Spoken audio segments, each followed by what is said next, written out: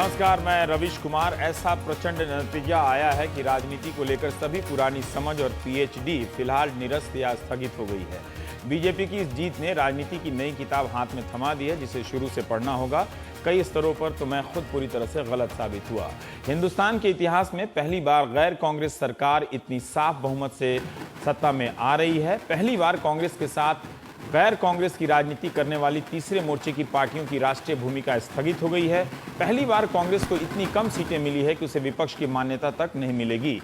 यह कुछ ऐसा है जब इंदिरा गांधी की हत्या के बाद बीजेपी को 2 सीटें मिली थी और कांग्रेस को 404, 30 सीटें लेकर तब संसद में टीडीपी दूसरे नंबर की पार्टी थी। 30 साल बाद बीजेपी को अकेले 283, एनडीए को 303 से भी बहुत ज्यादा सीटें अभी मिल रही हैं। कई सीटों के नतीजे आने बाकी हैं और कांग्रेस 45 सीटों पर सिमट गई है। राजनीति का चक्र दोबारा से घूमा है। बीजेपी तो इस नतीजे का ऐलान करके ही चुनाव में निकली थी। उसके सारे नेता शुरू से यही कहते रहे और अंत भी उनके कहे के अनुसार हुआ। भारतीय जनता पार्टी इस चुनाव में पूरी तरह से अखिल भारतीय पार्टी के रूप में उभर कर सामने आई है। जो भी नतीजा आया है उसमें लहर तो है, मगर यह तभी संभव हुआ जब सभी जातियां, सभी समाज और क्षेत्र के लोग समान रूप से अपने अपने पुराने दलों को छोड़ बीजेपी की तरफ आए हैं। उत्तर प्रदेश में नया पॉलिटिकल मास्टर आया है, जिसने मायावती से लेकर मुलायम तमाम घाघ नेताओं को उनके ही घर में मात दी है। गुजरात से किसी राजनीतिक भूमिका में पहली बार यूपी आए अमित शाह यूपी में बीजेपी को 70 से भी ज्यादा सीटों पर कामयाबी दिला देंगे, इसकी कल्पना किसी ने नहीं की थी।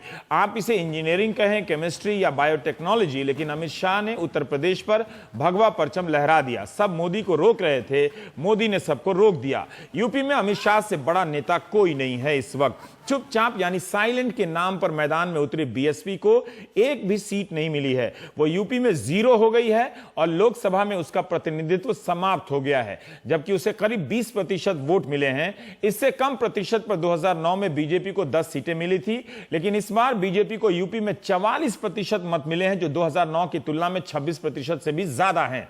सपा को 5 सीटें मिली हैं और कांग्रेस को 2। ये सातों सीटें पारिवारिक हैं, मुलायम और गांधी परिवार। बिहार में बीजेपी के शाहनवाज हुसैन और आरजेडी के रघुवंश प्रसाद सिंह हार गए हैं। मधेपुरा से शरद यादव भी, रामविलास पासवान, चिराग पासवान, राजीव प्रताप रूडी, आरके सिंह, रामकृपाल यादव, राधा मोहन सिंह, शत्रुघ्न सिन्हा सब जीत गए हैं। मीसा यादव, राबड़ी देवी दोनों हार गए। जेडीयू को सिर्फ 2 सीटें मिली हैं, आरजेडी को 8, जबकि बीजेपी और उनके सहयोगी दलों को 31 सीटें मिली हैं। कई राज्यों में बीजेपी ने क्लीन स्वीप किया है। गुजरात, उत्तराखंड, हिमाचल, दिल्ली, राजस्थान में 100% सीटें बीजेपी ने जीत ली है। महाराष्ट्र, मध्य प्रदेश, झारखंड में 100% तो नहीं है, मगर स्ट्राइक रेट 95% से भी ज्यादा है। सिर्फ 3 राज्य हैं जहां 3 क्षेत्रीय दलों का प्रदर्शन बेहतर रहा है। बंगाल में तृणमूल को 34, तमिलनाडु में जयललिता ने 39 में से 37 सीटें हासिल की हैं। बीजेपी का यहां पहली बार खाता खुला है। कन्याकुमारी में बीजेपी पहुंच गई है। यूपी में बीएसपी तो, तमिलनाडु में डीएमके 0, उड़ीसा में नवीन पटनायक का जादू बना रहा। चौथी बार नवीन पटनायक की सरकार बनने जा रही है। विधानसभा में लोकसभा की 21 में से 17 सीटें पर बीजेडी और विधानसभा के 147 में से 111 सीटों पर बीजू जनता दल ने जीत हासिल की है। एक बड़ी कामयाबी उड़ीसा से। आम आदमी पार्टी दिल्ली में तो कुछ नहीं कर पाई, मगर पंजाब में 4 सीटें मिल गई हैं। इस प्रचंडतम लहर में भी यहां अमृतसर से अरुण जेटली चुनाव हार गए। पंजाब में अकाली बीजेपी फिर भी 6 सीटें हासिल करने में कामयाब रही। आम आदमी पार्टी को यहां 4 सीटें मिली हैं। पटियाला, फतेहगढ़ साहिब, संगरूर और फरीदकोट पर आपके उम्मीदवार जीते हैं। बाकी राज्यों में योगेंद्र यादव, मेधा पाटकर, कुमार विश्वास, मीरा सन्याल, शाजिया इल्मी की जमानत जब्त हो गई है। जबकि पंजाब में आपको 25% मत मिले हैं। दिल्ली से एक भी सीट नहीं मिली है, मगर मतों का प्रतिशत विधानसभा में 29 के मुकाबले 33 हो गया है। आम आदमी पार्टी राष्ट्रीय पार्टी भी नहीं बनी। दिल्ली में बीजेपी का मत प्रतिशत विधानसभा के मुकाबले 34% के मुकाबले 46 हो गया है और 7 सीटों पर बीजेपी जीती है। वडोदरा से नरेंद्र मोदी ने नया चुनावी रिकॉर्ड बना दिया है। वो 5,70,128 मतों से जीते हैं। इससे पहले 2004 में सीपीएम के अनिल बसु को आरामबाग से, जो पश्चिम बंगाल से खड़े हुए थे, 5,92,502 वोट मिले थे। 1991 में 5 लाख वाले क्लब में नरसिम्हा राव नांदयाल से जीते थे 5.8 लाख मतों से, और 79 में रामविलास पासवान के मतों से जीते थे हाजीपुर से। तो 543 सीटों के नतीजों का विश्लेषण अनगिनत प्रकार से होता रहेगा। जानकार अब इसमें जुट जाएंगे और नरेंद्र मोदी सरकार बनाने में गठबंधन की राजनीति का दौर लगभग समाप्त हो चुका है। नरेंद्र मोदी पिछले कई दशकों की राजनीति में सर्वमान्य नेता के रूप में उभरे हैं। बीजेपी को बनाने के लिए सरकार मिली है और कांग्रेस को संगठन। राजनाथ सिंह ने बीजेपी कार्यकर्ताओं से कहा है कि वे विनम्र रहें, शालीन रहें, मगर जश्न जमकर मनाएं। तो हम आज बात करेंगे, हमारे साथ जीवीएल नरसिम्हा राव साहब हैं, नेता बीजेपी के मनीष सिसोदिया हैं, आम आदमी पार्टी के शकील अहमद साहब हैं, कांग्रेस पार्टी से केसी त्यागी जी जेडीयू से हैं, सीपी राय और शेषाद्रिचारी जी जुड़ते रहेंगे। जीवीएल आपसे ही आज आपका दिन है, आपकी समझ कितनी टूटी राजनीति के प्रति? अब देखिए, जो जिस प्रकार की पहले से हमको ये अंदाज था बहुत अच्छी स्थिति रहेगी, पर लेकिन जो मेरा जो पूर्वानुमान है उससे भी काफी आगे निकल गया। उम्मीद थी हमें, वो चाहत थी, लेकिन जो संख्या जो हम जोड़ रहे थे उसमें लगा 200 303 305 तक एनडीए समझ जाएगी। पर जिस प्रकार की बहुमत मिला है, जिस प्रकार की संख्या जो मिले हैं, ये आई थिंक जितना मोदी जी मांग रहे थे 300 से अधिक कमल हमको जीत के भेजो, जनता से जो उन्होंने जो गुजारिश किया है, जनता ने उनकी बात सुनी है। लोगों ने कमल के साथ तालाब भी दे दिया कि ये भी ले जाइए आप संसद में। यदि किसी को भरोसा है इस तरह के नतीजे पर, तो मोदी जी को थी। मोदी जी को खुद मोदी जी को आइडिया अंदाज था कि जो इस प्रकार जो जनादेश जो मिलने वाला है अभूतपूर्व होगा, मेरे जो आंकलन है इससे भी कई अधिक होगा, उस तरह की भरोसा उनको थी। और लेकिन तो इसलिए मोदी जी को क्योंकि वो 400 से ज्यादा अधिक सभाएं पूरे देश भर में किए थे, वो जनता के साथ उनका रूबरू लगातार पिछले 4 महीने उत्तर प्रदेश में ऐसा होगा 70। ईमानदारी से मैं जानना चाहता हूं कि मुझे एक अंदाजा था कि अगर बसपा अपना कोर वोट बैंक रखती है तो इतनी सीटें नहीं आएंगी, 50-40 हो सकता है। अगर उसमें टूट जाता है तो वो 70 तक जा सकती है। और जो भी है, लेकिन अमित शाह ने एक बड़ा काम उत्तर प्रदेश में इन 2 धुरंधरों को तो हरा कर दिखाया। चुनाव में ही हम हार जीत की बात करते हैं, कम से कम इस चुनाव में तो उन्होंने दिखाई दिया। लेकिन ये बदलाव इस तरह से, खासकर जिस तरह मुस्लिम मतों का भी बिखराव हुआ है, वो अलग बात है, बिखरने से ही किसी को फायदा होता है। लेकिन यूपी में आपको लगा था कि आप 70 से पार कर जाएंगे, 73। मैं आपको ईमानदार से मैं आपको समाधान इसका जवाब दूंगा। देखिए, इस बार जनता जाति के आधार पर नहीं, जाति से उठकर कैसे विकास के लिए नहीं, क्योंकि जो मोदी जी अपने आप को पिछड़ा करके संबोधित कर रहे थे, जिस उत्तर प्रदेश में भाजपा ने खुद 35% वोट का जो बार है वो पार नहीं कर पाया, कभी भी 90 के दशक में भी नहीं कर पाया। लेकिन इस बार 40 के ऊपर आएगी, ये सबका अनुमान था, हमारा पोल का अनुमान था, आपके एनडीटीवी पोल में भी अनुमान था कि 40% से ज्यादा आएगी। लेकिन वो सीटों में तब्दील होते हुए 55 आएगी, हमारा ये आंकलन था। और लेकिन मैंने ये भी कहा था कि 3% यदि आगे पीछे हो, नीचे बीजेपी गिरेगी उत्तर प्रदेश में, ज्यादा से ज्यादा कम से कम 50 पर गिरेगी, ऊपर जाएगी तो 70-65 तक जा सकती है, ऐसा हमारा अनुमान था। उससे भी आगे निकल गया है।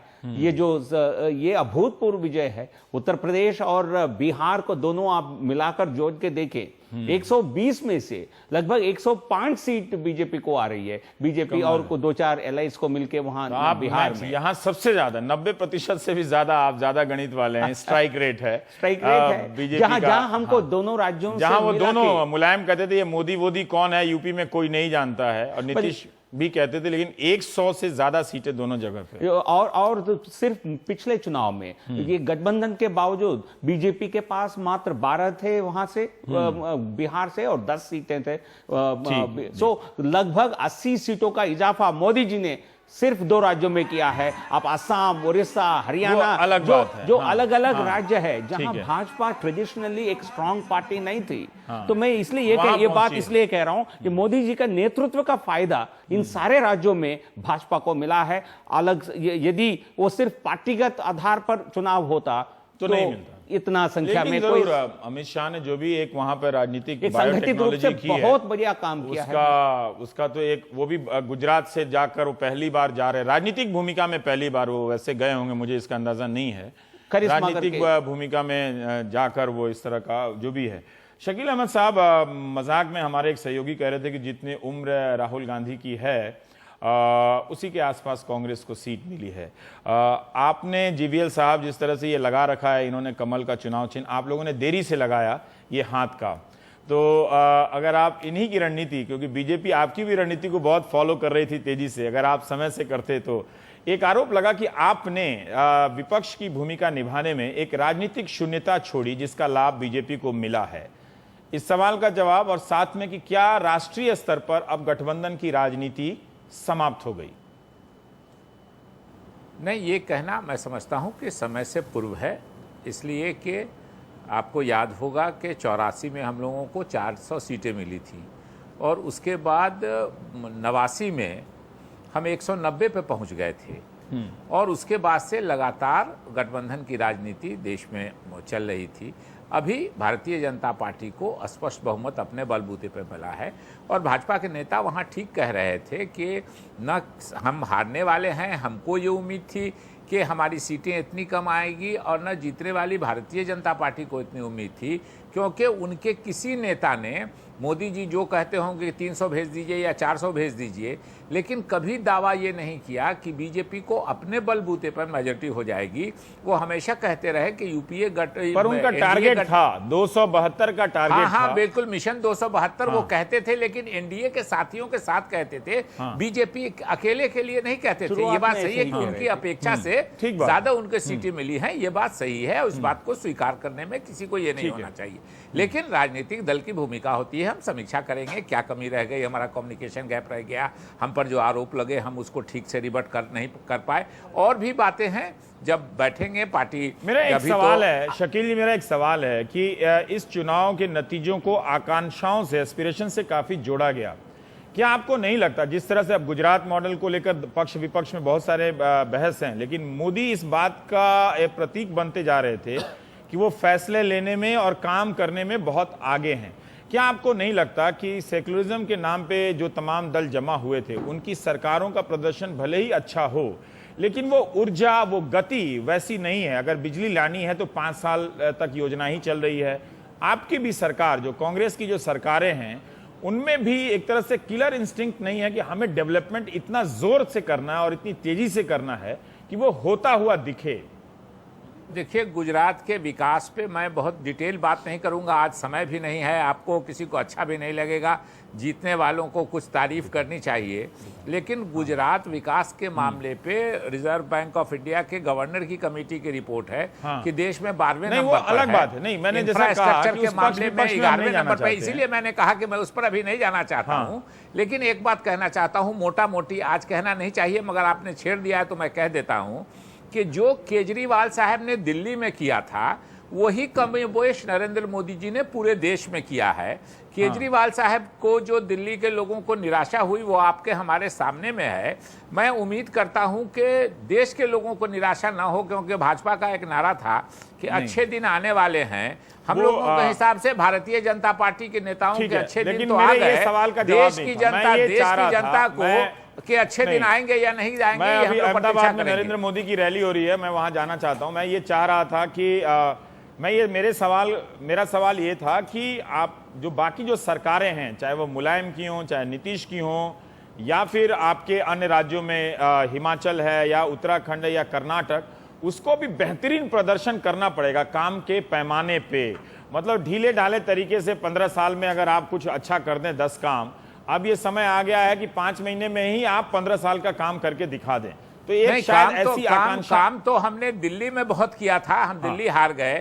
काम हरियाणा में बहुत हुआ है, हमारे जो दुश्मन भी है राजनीतिक वो भी स्वीकार करते हैं कि हरियाणा में बेतरह काम हुआ है, लेकिन उससे वोट नहीं हो फिर भी आपके काम को लोग याद रखते हैं। पर वो एक भ्रष्टाचार का टैग लगा था। गुजरात में नहीं हुआ है, मैं बता रहा था आपको। स्वास्थ्य के मामले में गुजरात 17वें नंबर पर है, शिक्षा के मामले में 14वें नंबर पर है देश में। लेकिन एक पैकेजिंग की गई जिसका हम लोग मुकाबला नहीं कर सके, और भी कारण है। आपको करना चाहिए था, क्योंकि नरेंद्र मोदी ने आपको 1 साल का मौका दिया था। ऐसा तो नहीं था शकील जी की चुनाव अचानक हो गया।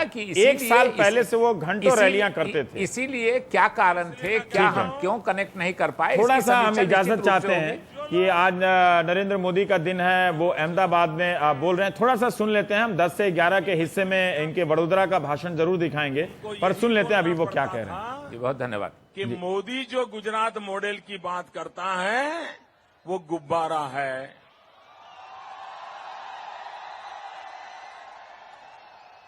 उनको पसंद आए या ना आए, मजबूरन सही, लेकिन बोलना पड़ता था तो डेवलपमेंट पर ही। नेगेटिव बोलना है तो ये बोलना पड़ता था कि मोदी कहता है कि इतने गांव में पानी पहुंचा, तो दूसरा कहता था नहीं उस राज्य में इतने गांव में पहुंचा है, इस राज्य से वो राज्य अच्छा है। भले जो भी कहा, लेकिन कहना तो पड़ा डेवलपमेंट पर।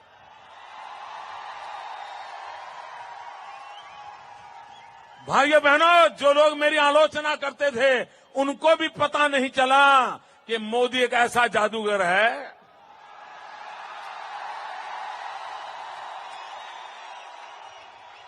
उनको भी जाने अनजाने में उसी एजेंडा पर ला करके मैंने खड़ा कर दिया था जिसमें उनको डेवलपमेंट पे बोलना पड़ता था।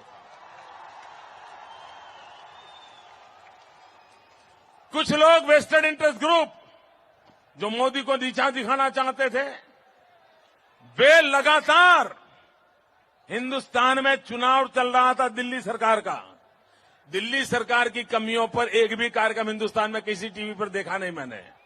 लेकिन गुजरात में क्या कमी है? रिवर फ्रंट में अभी वहां कूड़ा कचरा किस कोने में पड़ा हुआ है? मोदी कहता है बिजली का क्या? इस पर सारी डिबेट चली है।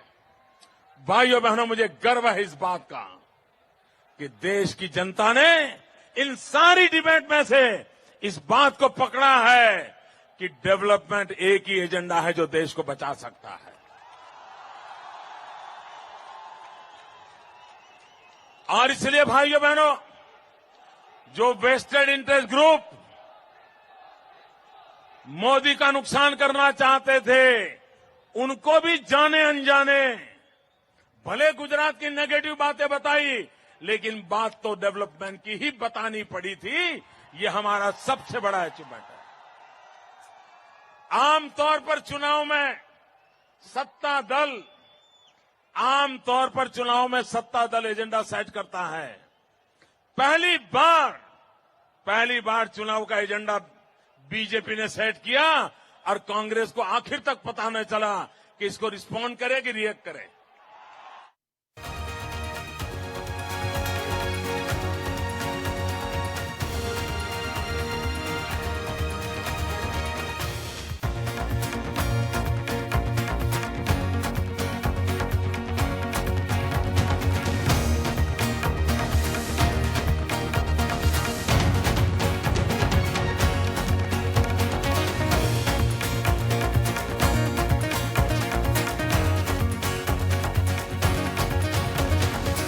अपनी दही को कौन मीठा कहे, दही खट्टी नहीं खट्टा, हाँ कौन मीठा कहे। लेकिन आज कहने का मन करता है कि हमारी प्रोडक्शन टीम ने ये सब बड़ा अच्छा बनाया है ग्राफिक्स, एनिमेशन वगैरह वगैरह। केसी त्यागी जी, हमसे आपसे एक सवाल जानना चाहते हैं, छोड़िए सारा विश्लेषण।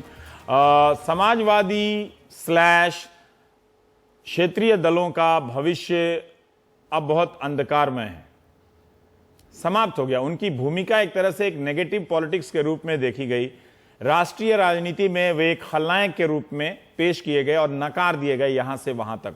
चुनिंदा अपवादों को छोड़ दें तो